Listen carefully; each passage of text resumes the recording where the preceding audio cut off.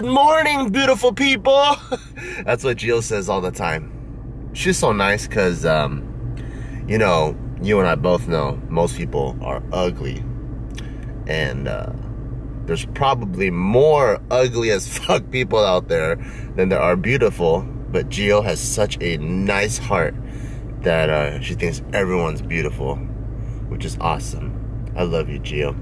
Jill's actually in bed right now. She's just sleeping because it's butt fuck early again. It's I think 7 a.m. What's the time? Yeah, 7 a.m. I had to wake up early because I got an action-packed day. So I have to get my eyes measured because I did make up my mind, and I am gonna get ICL surgery. So they gotta do like 2 preparatory steps. One is to measure my freaking eye thing, refractory contraption deconfibulators. And then the next time I gotta come in and do this YAG surgery where they like poke a hole in my eyeball, put a little thing of air in there and see how it circulates in my eye to see if I can hold a lens in my eye. So I have 2 preparatory procedures, and I gotta do one of them today. And then later on, I have to meet with Joe and Michael to run the JK Films business stuff. So we have our business operations meeting. A lot of you guys, I think, don't really know who Michael is. Michael, if we were a big motherfucking company and we wore suit and ties and shit, Michael would be our COO, Chief Operations Officer. But we're not really big on titles and stuff like that at JK. You know, like we're a really family-oriented type of business, and we try to stay humble. So we just call Michael our manager, our company manager. But if we're a big ass company, like some sort of Forbes company, he would be the COO. So he's looking at it from a traditional business angle. He's a top dog, and I think that's one of the reasons why me and Joe always make fun of him all the time, and I could call him a hooker connoisseur, because it's just funny that this COO would always be going around trying to get hookers all the time. And just based off the way he looks, like he looks so fucking innocent, that is just funny. And after I have the meeting with Joe and Michael to set the tone for the week of what needs to get executed, then I got a meeting with Casey, because we're really trying to jumpstart the feature films this year. So I think we got 3 pretty dope ideas, 2 that are moving forward pretty good, but we still I got a fucking stuffy shit in my nose. Oh. Yeah. So we got, what the hell, is it still there? Oh God, I have to swallow it. Oh, yeah, no. But anyways, yeah, so I got to meet with Casey, working on our feature films. And then, so I got from, what time is it? I got like 1 to 3. I got meetings with Joe and Michael. Then from 3 to 7, I got a meeting with Casey. A 1-hour break. And then from 8 to like 10, I got to film something. And I think the thing we're filming is for JK Films, and it's how we get ready for bed. So that's going to be really cool. I think we started this new series of how we do things or whatever, so you can get to see like in different aspects of our life. How do we get ready in the morning? How do we get ready for bed? Like all of us, you assume that everyone does the same shit, but once we start talking to people have fucking weird ass tendencies. And it's pretty funny, like maybe like Julia would freaking, I don't know, like freaking like molest 3 Pokemon dolls before she goes to bed, or like, I don't know, Gina fucking goes online and reads like 20 articles of Reddit or something like that. But so that's gonna be really interesting. I filmed that, and then that'd be the day. So today's action packed, which is why once again I gotta wake up butt fuck early. The one thing I don't like being an adult, as you grow older, you got more and more shit to do, and you run out of fucking time to do them. So then you gotta wake up early as fuck. And now I know why grandpas like be waking up at 4 a.m. for no reason, just so they could go out and take out the trash and freaking read the newspaper and bullshit like that. But the first thing I'm gonna do this morning is go to the gym and get my workout on. First stop though, I gotta come to 7-Eleven, and this is my morning ritual. When I'm on a bulk like I am right now, where I'm getting super fat, my morning pre-workout that I like to get before I even work out, which is what a pre-workout is. I don't know why I said pre-workout before I even work out, because anyways, this is my morning ritual. I get myself a coffee. Usually I get the hazelnut one, and I just get it black. But sometimes I don't have it like today. Then I only get regular, but it's still good. And I just get it black. You know, before I used to be one of those guys that like put mad creamer, mad sugar, and all stuff like that. But then as I got older, I just got used to the taste of black coffee, probably just from getting cut and lean. Like, there was a point in time where I was pretty lean, okay? And during that time, I really watched what I ate and stuff. And coffee, I just got a black, iced black coffee or hot black coffee. And I got used to it. It just tastes so good. And I think, like, after you drink the coffee, even though it's bitter a little bit, it leaves a sweet taste in your mouth. Still just like this aftertaste. And I don't know. I like dessert coffees too. I like Starbucks. Casey calls them bitch drinks. I like those too. Frappuccinos, you know, shit like that. I like all that stuff too. But in the morning, I like to have my bitter coffee with a maple bar. Maple bar is like my favorite donut. Don't sleep on 7-Eleven donuts. 7-Eleven donut. Well, actually, some of them you should sleep on. Some of the ones are like sprinkles. The ones that are too fancy, they're kind of nasty. They're like rock hard, like a piece of cardboard. The maple bar's bomb, and the normal glazed donuts bomb. It's not Krispy Kreme bomb, but it's pretty bomb for 7-Eleven. I got used to it, so I get those two, and that's my morning pre-workout. A lot of people, they like to take like GAD or like, you know, all these supplement brand pre-workouts. They got all these fucking chemicals in there. It's kind of scary, to be honest. Like, yeah, it pumps you the fuck up, and I take it every once in a while, like before an actual competition or something. But there's just so many fucking chemicals in there, and if you think about it, we train to train for life, right? Like, I already been lifting for 15, 20 years. I'm gonna keep lifting for the next, I don't know, 60, 80 years if I can. And if I'm gonna be doing that, and I'm gonna be drinking pre-workout every single day before I lift, that's a lot of weird fucking chemicals going into your body. And no one knows what the outcome of all that stuff is. Like, they do research, but they don't do longitudinal research. They just do like 8-week studies, 12-week studies, you know? So having all of those weird toxins that could potentially even be carcinogens later on, I don't know. I mean, I don't know about all that. That's why I just try to keep it simple and organic. Black coffee. There probably is a bunch of weird chemicals in donuts too, though, so I should probably watch out for those. But that's the reason why I don't take pre-workout, because that's just kind of scary. Driving through LA again, because I'm on my way to LASIK, or ICL, I should say. Finished the workout. It was pretty hard. Today I did paused below the knee deadlifts. If any of you guys, feel like your back is just way too fresh and it feels way too good for your liking, do some below the knee pause deadlifts for like 2 seconds for a few reps at like around 85-90%, and I guarantee you your back will feel just the way you want it, where it feels like it's been obliterated, like it's been freaking raped by a freaking woolly mammoth, because that's what my back feels like right now. It's so freaking pumped. But good thing my car has seat warmers. So the seat warmer is directly on my lower back, and it's like soothing it. Feels great. But I'm actually really happy about going to my eye appointments and like in the middle of LA these days, just because there's usually no reason for me to go through here. And before, oh, this is the LA Union Station, by the way, so if you guys are ever in LA and you want to like take the train to San Francisco or San Diego, this is where you would come. But yeah, like I never really have a reason to. I never really have a reason to go through downtown LA.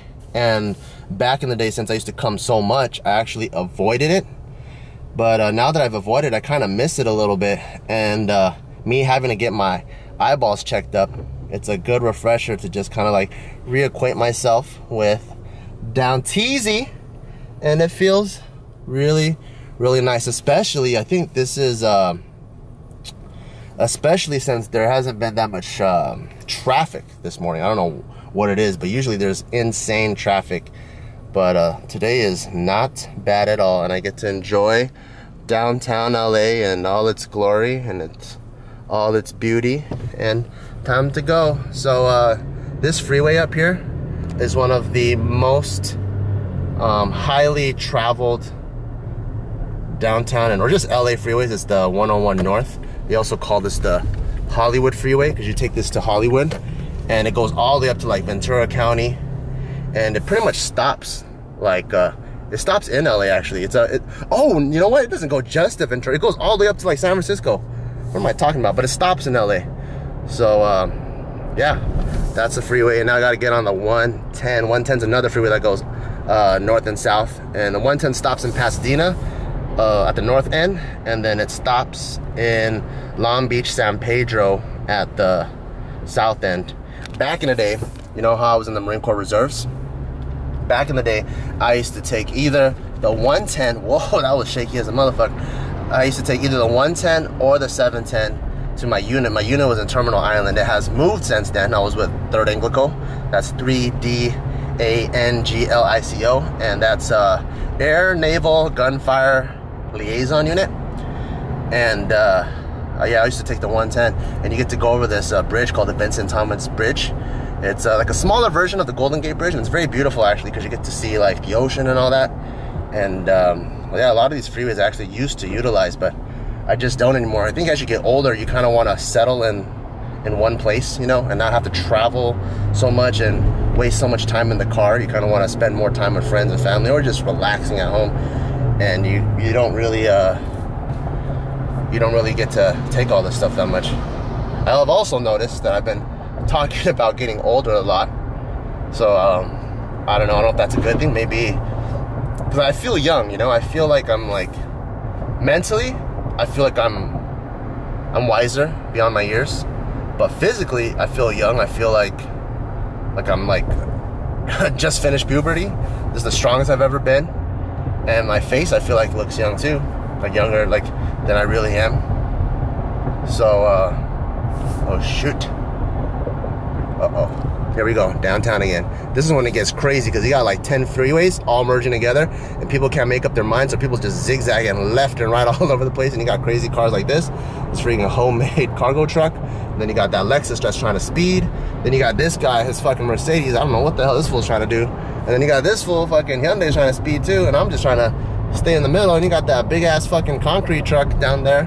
And then you got this guy that's fucking just chilling on the side of the road doing, I don't know what the fuck he's doing. And this guy just fucking merges over without even, well, he did signal, but he just merged over with no warning. And then I'm gonna signal properly. See that shit? See that shit, motherfuckers? And then go to the right. And then exit Wilshire.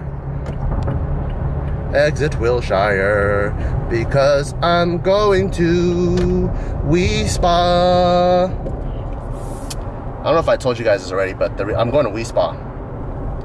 Wi Spa is a Jjimjilbang, so it's like a Korean spa. And because I have to travel west, I live on the east side of LA.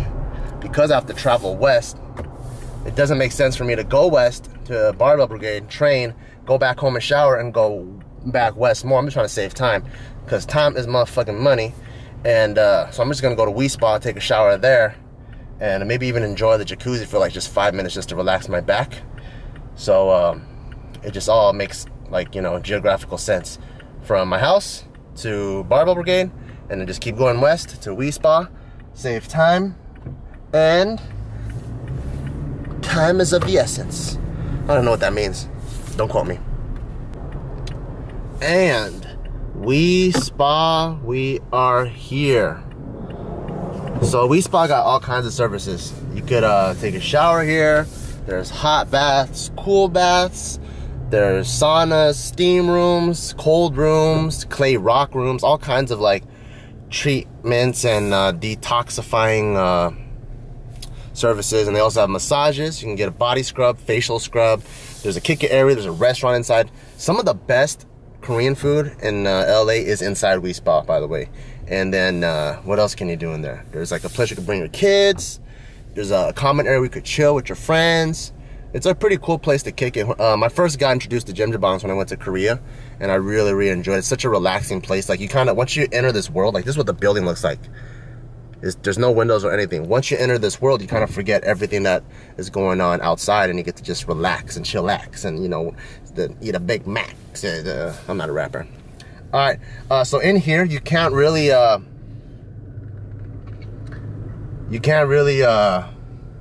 bring a camera, obviously, because everyone's butt naked and shit. So you'll be weird if you're the one with the camera. So I'm gonna have to cut it here, but I'm only gonna be in there for like 15 minutes. I'm just gonna shower, maybe dip in the hot tub right quick, you know what I'm saying?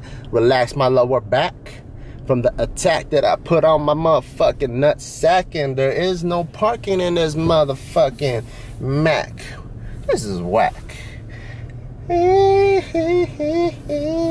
There's no parking. Damn, is today like everyone trying to relax on the same day? What the hell, ding-a-ding? So that was hella relaxing. But now I'm also sweating balls, which is why I have the AC on full blast. But I can get used to this. I think my dream home now is every morning I would want to be able to work out, come home, go in the jacuzzi even for 5 minutes and just relax. And it just softens up all the tightness. You know when you're training, you get this insane pump, right? And it feels good, but then you don't want to stay like fucking jacked with ILS all day. And that just relaxes. Like now I feel like a ballerina, like I can just fucking float around and shit. So now I feel super loose. I don't feel like anything could ever mess me up or even get me angry. But I'm just hot, but I got the AC on full blast. And I tried toner for the first time. So I was over there and I came out of the jacuzzi, my skin was kind of dry. And they got like this little men's hygiene section. They got like gel, mousse, hairspray, a blow dryer, a lotion, and toner. And I was like, my face feels kind of dry, but I hate lotion. I hate how it gets like, well, at least for me, like my skin, it feels like there's like a thick layer of like oil on me. So I don't like that. And I saw a toner and I was like, oh, it's kind of liquidy.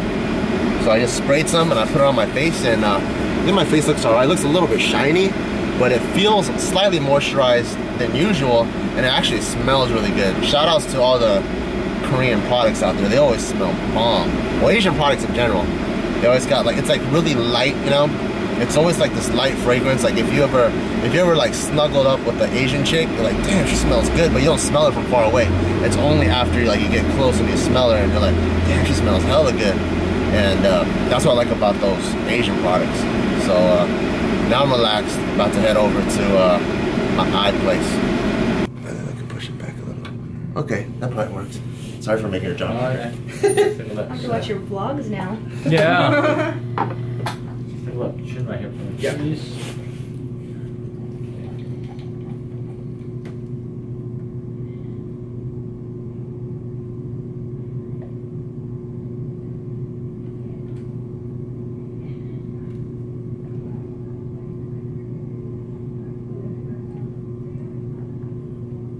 Alright, so, I mean, finding is the same as last time. Oh, however, okay. That swelling is gone.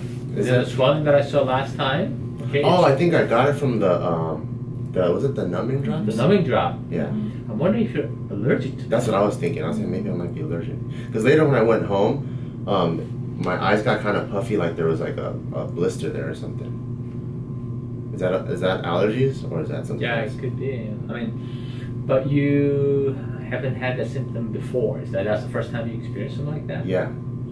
Here's what I want to do. I want to put in a different type of drop. Okay. Okay, just to kind of test it out. Okay. All right. And Okay. So I wasn't able to get anything done today, but it's my fault because I didn't follow directions. I completely forgot that I'm not supposed to wear glasses for at least 3 days before I come in and do the pupil dilation and the measurements and all that stuff.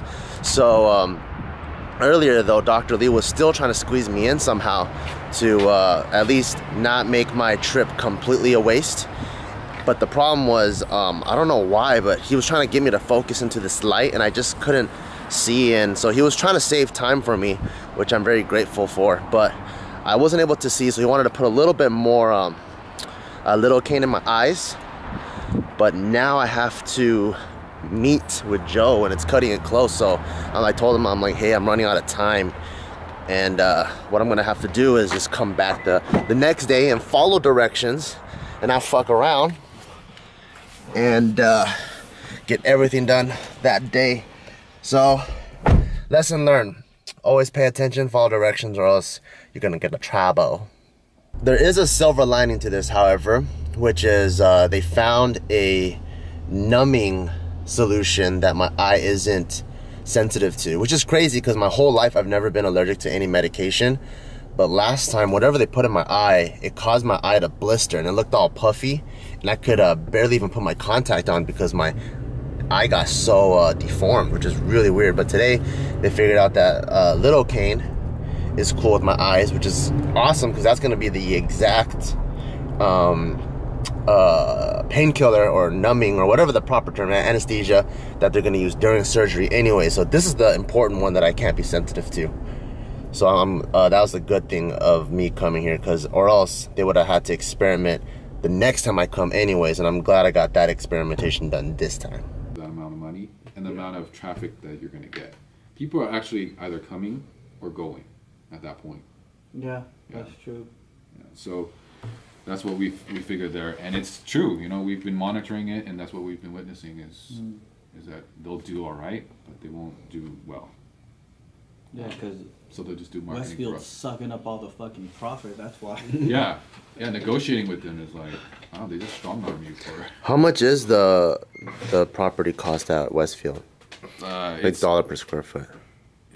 They make their own prices, so they don't even go by. If you bought, So it's not even market value. It'll be like $13 if you or brought something. them on market value comp, they'd be like, that Doesn't really apply to matter. us. Oh, okay. Because you know why they sell you traffic? But they don't sell you targeted traffic. They just say, we get 1 million customers per month, and that's why our prices are like this. But out of those 1 million, not everybody's going to stop by. Yeah. It's a big mall too. Yeah. Yeah. Yeah, with multiple entrances. That's why the malls are gonna fucking die. Go to hell, Amazon, bitch. I do too much Amazon, dude. So I just wrapped up the meeting with me, Jeremy, the person that you heard was talking.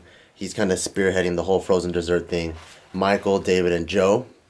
And we're just discussing this frozen dessert project that we're working on. And it's looking like we're going to launch in downtown LA and also in Roland Heights. But as with all businesses, you never know until the things are actually built. Even if the papers are signed, things can hiccup in construction, as we've seen. So I don't want to make any promises, but that's the direction that we're going. And there's a whole other business end to what we're trying to do at JK Films as well. And after we're done with that, now I meet with Casey to work on the feature that I've been telling you guys about. And is this one of your most, what's the word, like look forwarded parts of your job here of developing features? I think this is like the part of the job that I like. Because this is what you've been wanting to do, right? You've been wanting to make a feature film? Yeah. Since how old? 16. 16? Mm-hmm. How did you know you wanted to make movies like when you were 16? It just looked like fun. I don't know, I think the storytelling aspect came into play whenever I would draw my own comic books. But what about like comic books, writing? There's like so many other... Because so they give you the whole backstory. Yeah. I was very into storytelling and like with the whole like I love playing pretend and I love like playing with action figures. Like I love creating worlds. That was one thing. Also at a young age I was heavily into playing piano and violin and picked up the guitar on my own, so I was really into music. Yeah. And then at the same time I was also into visual arts. I was painting and doing like clay and all this stuff. Which we saw in our How We Met series on JK Films. So there's the visual aspect there.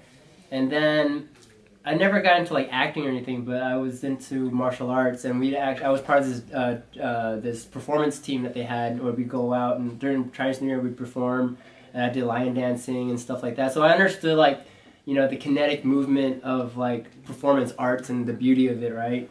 And so when I got to a point where I finally got to video editing as a medium, I kind of combined my music attributes, my visual arts attributes, and whatever performance art attributes I had knowledge of. And then plus creating worlds from just being a kid, all four of those elements kind of combined into one, and I just thought there is nothing better than this. It's the culmination of everything you ever liked into one single thing. Yeah, exactly. That's awesome. So yeah, that was the birth of the vision to do this. And nothing it took like else. 10 years to get to it. Well, like, you're still young. There's like, I think people, like most of the directors that we see on the big screen, like 40 years old. 40, 50. Yeah. You know? That's true. Yeah. Well, I know a lot of directors, they come out early, they make a couple of films. Like they sign a deal for like a 2-picture deal, a 3-picture deal, and they kind of do a few films which are not that memorable. Yeah. And then a lot of them usually have like a 10 to 15 year hiatus for some reason, and then they hit another deal, another 3-picture deal when they're 40 now, and that's when they kind of hit their their golden age. Like the most recent one is David O. Russell. I think one of the most important things is for a director is also life experience. Yes. Because when I was talking to Nadim, and he was telling me, this is like, I think 2 years ago, outside of Barbell, he told me that he wants to be a director by the time he's 25. And I'm like, what do you define director? And he goes, feature film director. And I was like, good luck, buddy. And he's like, why? I was like, well, number one, just the track, like the pipeline to becoming a director doesn't move that fast. I was like, two, I was like, would you listen to a love song written by like 11-year-old? And he goes, no. I'm like, why? He goes, because he doesn't know anything about love. I'm like, exactly. What does a 25-year-old know about life? You know, like, you want to hear stories from people with tons of life experience, and I think it takes a lot of life experience to tell stories and to make movies, and like a lot of the same values and morals that I had as a kid, which I thought were black and white, where I'm like, I'll never hit a girl or whatever, right? Too many gray areas. But then now, like, I'm with Gio and she pissed me the fuck off, and I'm like, one day I might beat your ass. So it's like, as you get older, the black and white starts blurring. Yeah. And once it starts blurring, I think that's where all the great stories are, because everything is situational. There's no such thing as like one concrete truth where this will never happen. There isn't. Or if that's what you're vouching for in your film, then you have to know the opposite's the argument. Yeah, and you have to really lay down the seeds to really put your vision out there as the truth. Then. Yeah. And another thing too is I feel like the young director, like Michael Bay was I think 26 when he did Bad Boys, which is really really young, right? Really good for 26 too. It's really really good for 26, but it's also a really 90s-esque film. Yes. And I think in this day and age, even the blockbusters now are starting to become very smart and actually more realistic. And you don't have that 90s camp, that early 2000s, like, oh, anything can happen because it's an action movie. That doesn't exist anymore. Now even superhero movies have rules. Like there's emotional arcs for them. Yeah. And so I do think, like, you have... If you're 26 and you're doing a superhero movie in this day and age, then you must be a genius. That's true. Because you have to pitch a really good pitch then. Yeah. And behind us, we have director, world famous Isaac. Hi. What's your next feature film going to be about? I know. There's too many ideas, huh? You gotta figure out one of them. What's a feature film? I don't know. I wasn't paying attention. You made too many of them. Already forgot what the term feature film meant. Hey guys, just got back home. It's 9:05 right now, and my day isn't over, but it's almost over. But I have to shoot a series. What? I just left. Oh, you did? I thought you said something. But anyways, I have to shoot a series, and what's the name of the series, Julia? The name of the series is How I Get Ready for Bed. And what is it about? It's pretty much about each JK member and how they just wind down from their day, from their busy work schedule, and then we just walk them through of like how we prepare for bed. So it's like we take a shower, maybe not take a shower, do more work, maybe not work at all, knock out. I don't know, it's a mystery. Every member is very different. Gio's is pretty funny though. I'm excited for Gio's to come out. Really? Yeah. Major's a little kind of cool in the beginning. Yeah. Yours is kind of cool. But the visuals are going to be super dope because Tommy is using his Sony camera and that shit looks very cinematic. But at the end of the day, it's not the camera that makes the picture look good. Oh. Oh shit! Who is it? Oh shit! It's the guy behind the camera. Duh. So it's the guy who invented the camera. True. Touche. Pretty excited. It's a fun series. All right. Does anyone remember that doesn't sleep? That doesn't sleep? Yeah.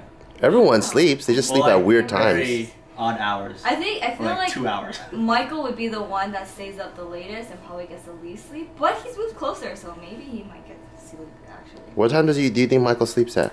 I feel like he doesn't sleep until 3. I talked to Michael at 4 in the morning. Yeah. God also, damn. That's the same thing that I don't sleep until like... He's crazy. Yeah. And you're different too. Yeah. No, I don't even answer my phone after 11. Because I'm about to knock out. Michael asks me questions like at 4:30, 3 o'clock, and I'm still up too. Yeah. So we just have these stupid chats about random things. I can't even answer a question properly after 11. I thought you shut down after 10. Or once 10 hits. Yeah, but 11 I'm in bed. I still answer the phone after 10 though. Editing after delusional hour is the best. You get very creative. That's what JK News editors do too sometimes too. You get Really? weird shit. We have like a group me, right? On the phone group me. Yeah. And we share each other's ideas. So if the editor gets stuck around like doing something like a funny edit within JK News, we start sharing each other's ideas and start posting things. So all the editors work as a team to pop out JK News for you guys. Cool. Make funny edits. Alright, so I'm gonna knock out this shoot, and then it's almost bedtime, because you guys know I go to sleep early, and then you'll see how I sleep and get ready for bed in this video on JK Films. Good night. I can feel my face when I'm with you, but I love it, oh, I can feel my face when I'm with you, but I love it. House.